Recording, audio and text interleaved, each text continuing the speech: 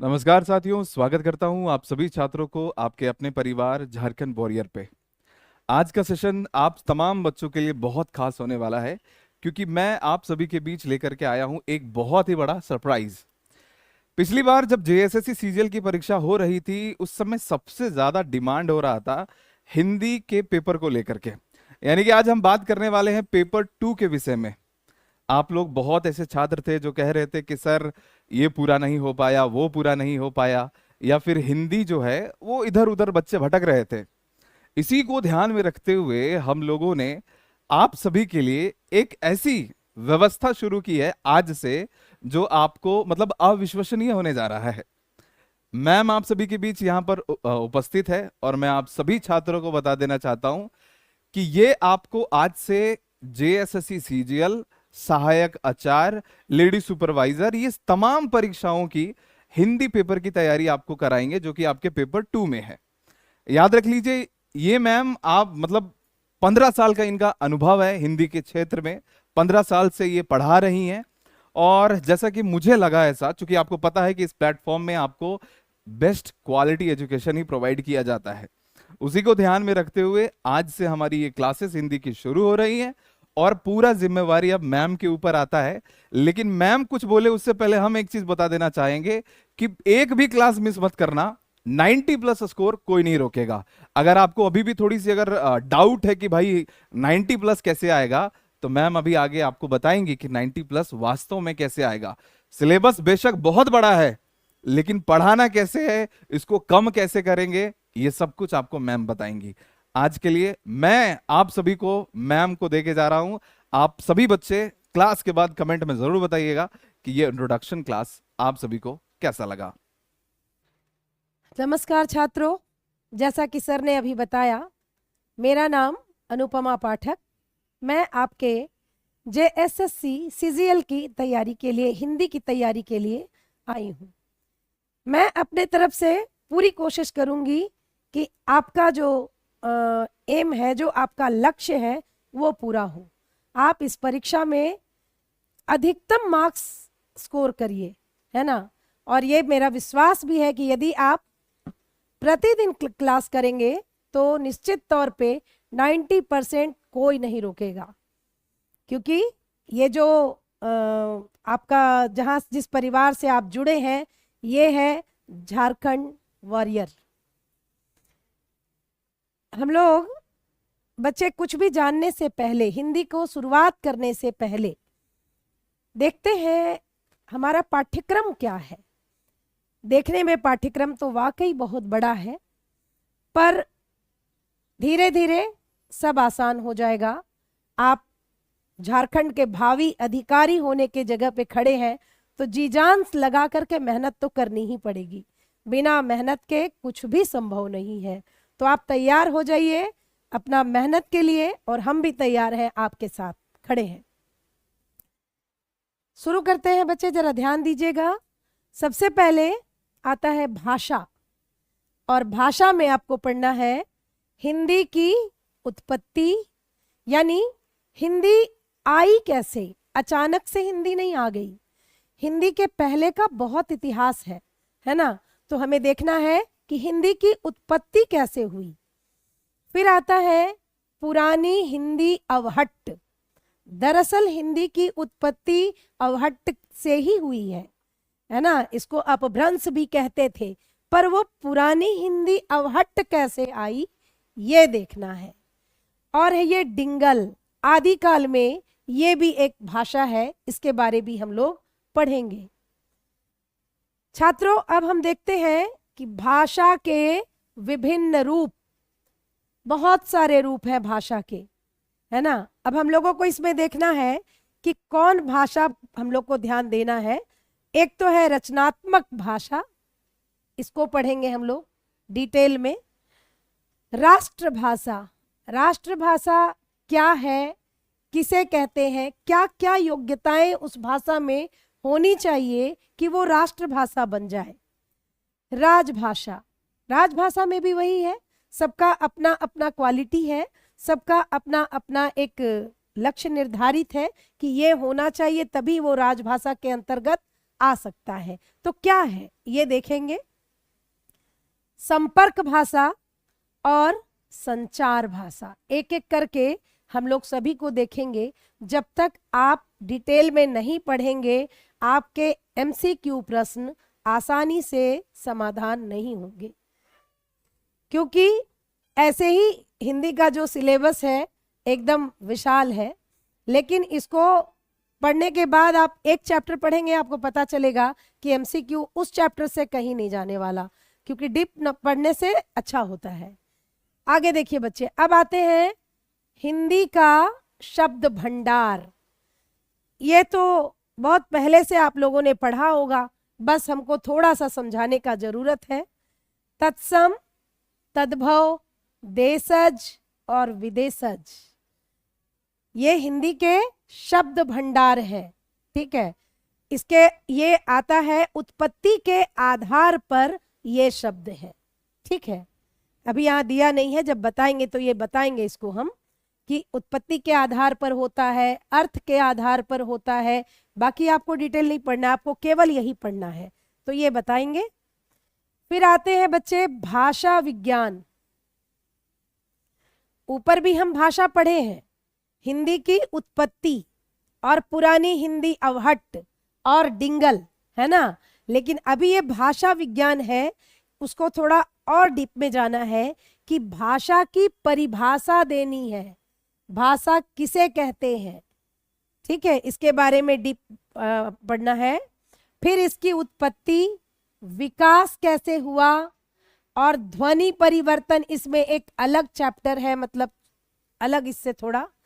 और फिर ये अर्थ परिवर्तन, भाषा का ज्ञान होगा, उसके बाद ही ये अर्थ परिवर्तन तक हम सभी पहुंच पाएंगे। आगे देखते हैं बच्चे, ये साहित्य सिद्धांत।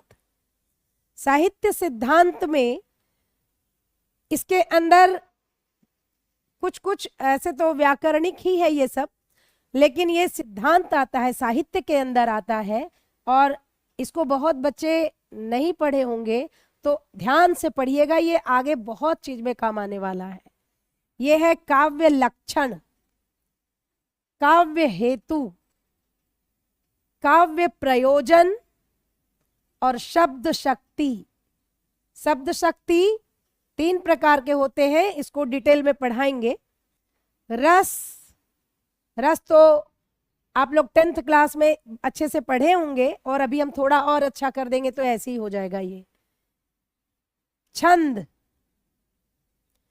अलंकार तो सभी शुरू से ही पढ़ते हैं, डीप नहीं पढ़ते हैं, 10th तक बहुत कम है, लेकिन आगे अभी जो पढ़ना है इसमें कुछ ज्यादा पढ़ना है, तो उसको हम लोग देखेंगे। आगे आते हैं पाश्चात्य साहित्य सिद्धांत। ये थोड़ा सा अलग है, पर इसको भी देखेंगे। प्लेटो का क्या है साहित्य सिद्धांत, ये देखेंगे। पाश्चात्य यानी ये पश्चिमी सभ्यता के ये लोग हैं, तो इनका क्या था साहित्य के बारे में सिद्धांत, वो देखेंगे। Wordsworth, Matthew Arnold, Matthew Arnold, IA. Richards और टी.एस. इलियट, यानी हम लोगों को 5 पाश्चात्य साहित्य सैद्धांतिकों का सिद्धांत देखना है। ठीक है बच्चे, आगे बढ़ते हैं। ये है प्रयोजन मूलक हिंदी। प्रयोजन मूलक हिंदी ग्रेजुएशन के पेपर में जब आप पढ़ते हैं 6 या 7 में, ये है प्रयोजन मूलक हिंदी। इसके अंदर हम लोग पढ़ते हैं अवधारणा, प्रशासनिक हिंदी, प्रशासनिक पत्राचार, संक्षेपण, टिप्पण, प्रारूपण और प्रतिवेदन, जिसमें कि आप लोग पहले से पढ़े हुए होंगे। संक्षेपण और प्रतिवेदन, ये 2 तो आप लोग पहले ही पढ़े होंगे, इसमें थोड़ा और हमको बताने की जरूरत है। अब आते हैं साहित्य में। साहित्य में काव्य, काव्य जो कविता होती है उसको कहते हैं, कविता लिखने वाले लोग। जो निर्धारित कवि है, वो निर्धारित कवि है। इसमें आपको जो पढ़ना है, कवि तो बहुत है, लेकिन आपको जो पढ़ना है वो यहाँ तय है। एक विद्यापति को पढ़ना है, कबीर बहुत लोग परिचित हैं, सभी लोग। विद्यापति चूंकि ग्रेजुएशन लेवल पे है तो इनके बारे थोड़ा आपको लगेगा कि अभी पढ़ रहे हैं, पर कबीर, सूरदास, तुलसीदास, बिहारी, रसखान, इतना तो लोग 10th लेवल में पढ़ते हैं, इसीलिए इसमें आपको परेशानी नहीं होगी। ये भूषण और विद्यापति, ये लगेगा कि हाँ इसको हम नया से पढ़ रहे हैं, ठीक है। अब देखते हैं बच्चे, ये काव्य वीथी में क्या होता है। हमको यहाँ एक एक राइटर जितने भी है ना, ये सब के बारे में उनका जीवन परिचय तो है ही, उनका साहित्यिक परिचय देखना है कि उन्होंने कितनी रचनाएं की है। एक एक रचना का काल है ना, उनका किस ईस्वी में वो लिखे हैं, और कितने गद्य, कितने पद्य, कितने क्या लिखे हैं, मतलब यात्रा वृतांत या फिर रेखा चित्र या संस्मरण या फिर रिपोर्टाज, क्या क्या लिखा है इन लोगों ने, ये सब का डिटेल चाहिए। और इनकी कुछ रचनाओं को भी देख लिया जाएगा एकाध। उसमें है ये भारतेंदु हरिश्चंद्र, मैथिली शरण गुप्त, सूर्यकांत त्रिपाठी निराला, सुमित्रा नंदन पंत, महादेवी वर्मा, जयशंकर प्रसाद, रामधारी सिंह दिनकर, अज्ञेय, नागार्जुन, सर्वेश्वर दयाल सक्सेना और धूमिल। इसमें बहुत कवि से आप लोग पहले से ही परिचित होंगे, जैसे भारतेंदु हरिश्चंद्र, हिंदी को शुरू में लाने वाले ये भारतेंदु हरिश्चंद्र ही हैं। मैथिली शरण गुप्त, हमारी आजादी के समय एक से एक रचनाएं हैं इनकी। निराला, पंत, वर्मा, महादेवी वर्मा और जयशंकर प्रसाद, ये चारों छायावाद के प्रमुख स्तंभ माने जाते हैं। दिनकर जी को कौन नहीं जानेगा, है ना। दिनकर जी की रचनाएं तो एकदम सर्वोपरि हैं। अज्ञेय, इनका पूरा नाम है बच्चे सच्चिदानंद हीरानंद वात्स्यायन अज्ञेय। और ये नागार्जुन प्रयोगवाद के कवि हैं। सर्वेश्वर दयाल सक्सेना और ये एक धूमिल, ठीक है। तो इतने कवियों का काव्य विधि देखना है, मतलब एक एक चीज डिटेल में देखना है इनको कि इनका क्या क्या रचना है, किस वर्ष में हुआ है, कब इनका जीवन काल, जीवन और मृत्यु, क्या क्या उपलब्धियां हैं, क्या क्या पुरस्कार मिले हैं, किस चीज से सम्मानित किया गया, कब, ठीक है। ये सब देखना है, ये है काव्य विधि। आगे आते हैं, 3 उपन्यास भी पढ़ना है, और वो 3 उपन्यास में एक तो गोदान है, मुंशी प्रेमचंद का लिखा हुआ, ठीक है। प्रेमचंद मतलब एक ऐसे रचनाकार हैं कि इनके नाम पर युग है, प्रेमचंद युग। और केवल प्रेमचंद युग नहीं, इनके बाद के युग को भी कहा गया प्रेमचंदोत्तर युग। आप सोच लीजिए कि इनका क्या स्थान है साहित्य में, ठीक है। साहित्य के सितारा को बुलंद किए हैं ये प्रेमचंद। इनकी रचनाएं इतनी सरल और सहज होती है कि मतलब कोई भी आदमी जो थोड़ा बहुत भी समझता होगा बहुत सरलता से समझ लेगा। इनकी भाषा बहुत सरल है।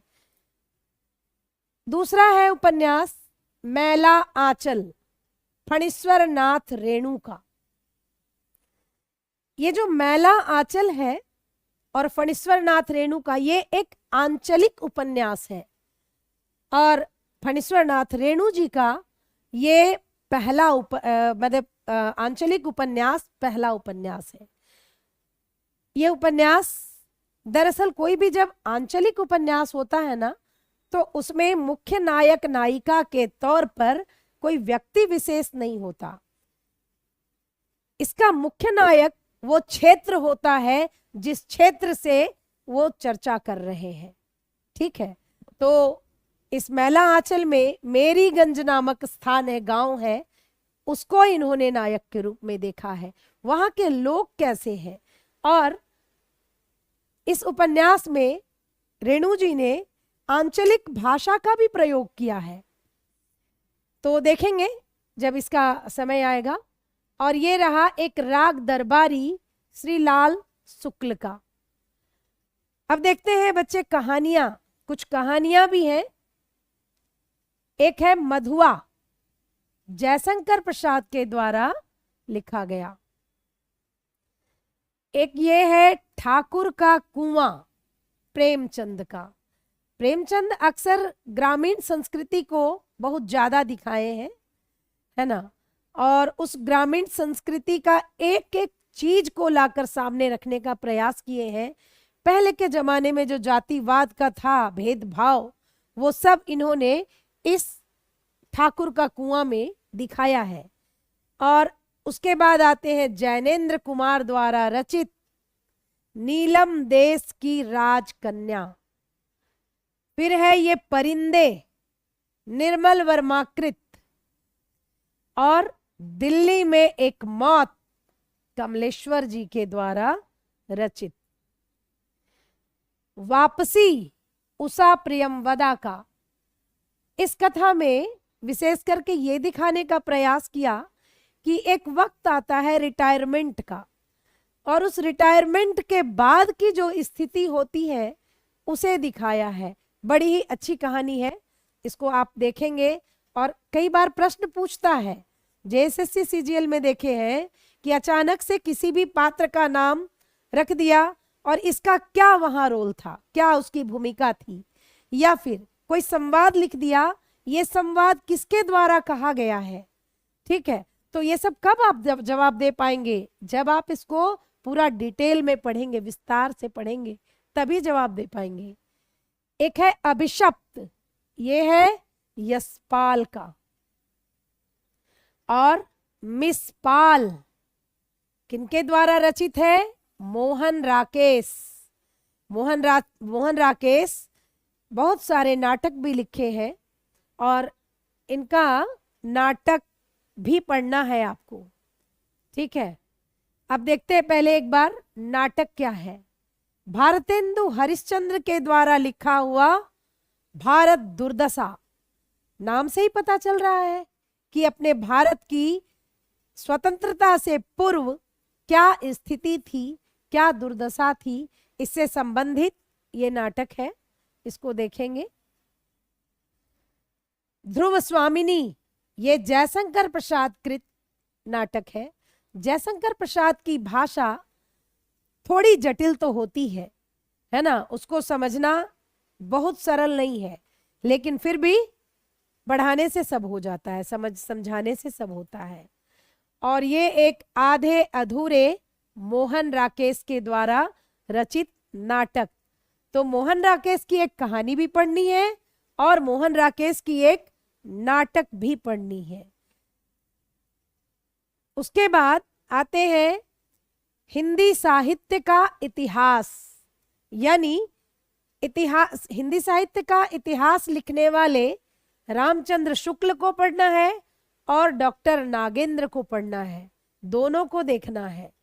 क्योंकि जो हिंदी साहित्य का जो काल विभाजन हुआ है, वो काल विभाजन सभी लोगों ने अलग अलग तरीके से किया है, अलग अलग ईस्वी संवत डाला है, मत सभी लोगों का अलग अलग है। इसीलिए यहाँ आपको सिलेबस में, पाठ्यक्रम में 2 लोगों का दिया है, रामचंद्र शुक्ल का और डॉक्टर नागेंद्र का। अब देखते हैं थोड़ा व्याकरण। तो व्याकरण बहुत सरल है, कुछ भी खास नहीं है, बहुत आसान है। संज्ञा सभी लोग जानते हैं, सर्वनाम, क्रिया, विशेषण, कारक, समास और मुहावरे, सबको पता है कि ये सिलेबस आपका व्याकरण का बहुत सरल है। तो इस तरह आप देख पाए छात्रों कि हमारा ये पाठ्यक्रम है। पाठ्यक्रम थोड़ा बड़ा जरूर है, लेकिन क्या कहते हैं, एक ही साधे सब सधे, सब साधे सब जाए। ठीक है, जब एक पे आप ध्यान लगा दिए हैं कि अभी JSSC CGL को हमको एकदम उसको हमको क्वालिफाई करना है, तो बस जान लगा दीजिए और कुछ नहीं। ठीक है बच्चे, धन्यवाद आज की क्लास के लिए।